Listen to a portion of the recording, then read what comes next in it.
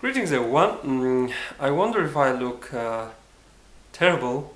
I mean, I have this red stuff on my face and neck, and also on my hands. These are going to be these forest spirits or these forest blood suckers. I guess they had a good time sucking my blood, and well, today I promised someone to make a video about my previous videos. Previously, I made several videos in Mongolian, and this person asked me to translate it, and I fear that this was these talks. I mean, I'm constantly repeating myself, and I already talked about this stuff, and I simply decided to talk about this stuff in Mongolian. And of course, recently I talked about idea of love, and here in Asia, some Asians have this Chinese culture.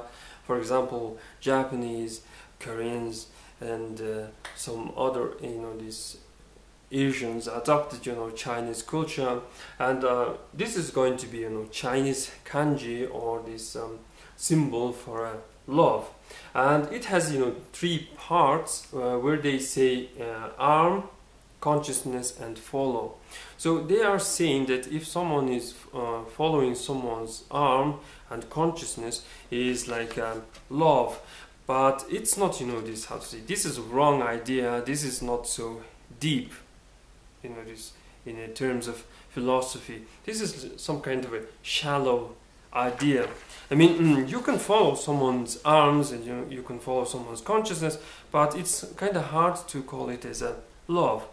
For example, I would like to show you an example. Imagine that there was a man with this nice mustache, and he has this this nice this hairstyle, and everyone is like love him, and he says this will you follow me and my hand, something like that, and everyone is like following his this consciousness and his hand. It's like this awesome something, but I cannot call it as love, because a slave can follow someone's hands and orders, orders, and follow its this consciousness, and what the person wants and desires, and I would not call it as love.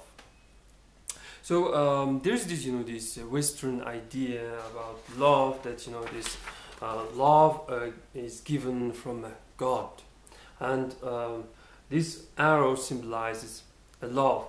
Of course, this heart's also a part of love, but mainly the arrow. And if this God shoots the arrow and hit your heart, you are in love, something like that. So there's this this idea that this because of this arrowhead, this there is love. Also this this can be say that it can say that these two hearts are together until they die, something like that. So the arrow can symbolize death. So because of death, there is this love. This is a more deeper idea than to follow someone's heart and consciousness. For example, I can love my camera. My camera does not have consciousness and these hands, but I care about my camera, and I don't want to give my camera to a little children, and I fear that they might this chew, or this throw it on the floor, and or to a stone, and this use my camera as this hammer. So I'm even afraid to have some scratch on this lens. So it seems I love my camera, even if my camera has no this life and consciousness. So why? It is because I know that my camera does not exist forever. I can call my camera being a little bit mortal. So like this, you love your family. You are afraid that someone might hurt or even kill them, And you also afraid about your culture, because your culture can go extinct. Also about your country. You know that this in throughout history that countries existed, and sometimes countries were this destroyed. So you do care about your country, something like that. So everything you know is like mortal. That's why you love it. Also, religious people like to talk about the godly love. Godly love is like loving everyone. And for example, love your enemy. Imagine you have captured some enemies, and you see that soldiers this treating them very badly, and you say stop it, and you are showing some kind of compassion to them, or you are like giving them life, and you are not killing them, something like that. And also imagine you are traveled to some distant country, and you see that several men is beating a little girl, and you decide to help it. This stuff is believed to be some kind of a godly love, but all this stuff, loving, living, is also something that is related with this death. And that these mortal beings need this some kind of love, and this how to say human attention, something like that. So let's talk about something Mongolian. And previously I told you that this roof circle is designed to attract these sky gods. And sky gods is believed to be immortal beings.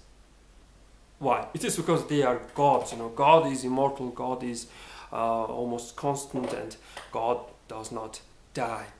So this stuff, or this spider net-like net-like stuff, is designed to attract to these flying spirits called these sky gods. And imagine that there's this one sky god is like this flying, and sees this this spider net-like thing, and he went to investigate this, and he's like captured. So there's this question: will an immortal being love you? I mean, this being lives, this like forever. This being knows that your life is like very short, and your life is like this like a nonsense. So there's this. It is kind of hard to think that God loves us.